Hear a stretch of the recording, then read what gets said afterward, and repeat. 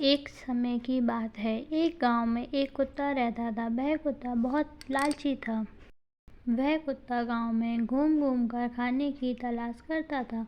वह कुत्ता इतना लालची था कि जितना भी उसे खाने को मिलता था उसे वह कम ही लगता था। वह और खाने की तलाश में इधर उधर घूमता रहता था। गांव के दूसरे कुत्तों के साथ पहले उसकी बहुत अच्छी दोस्ती थी, लेकिन उसके लालची स्वभाव की वजह से सारे कुत्ते उससे दूर रहने लगे। पर उस कुत्ते को कोई फर्क नहीं पड़ा कि मेरे सारे मित्र मुझसे दूर रहते हैं। उसे सिर्फ अपने खाने से मतलब था।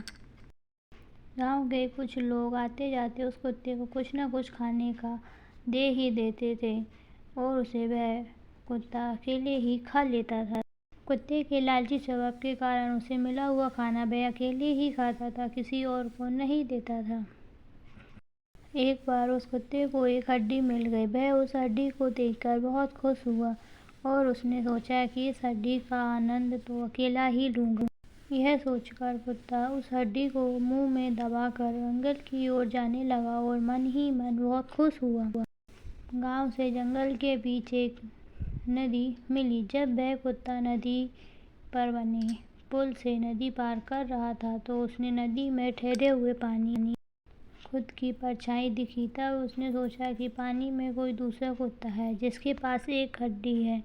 तब उसने सोचा क्यों ना मैं इस कुत्ते की हड्डी भी छीन लूं, जिससे मेरे पास 2 हड्डी हो जाएंगी। फिर मैं मज़े से 2 हड्डियां खाऊंगा।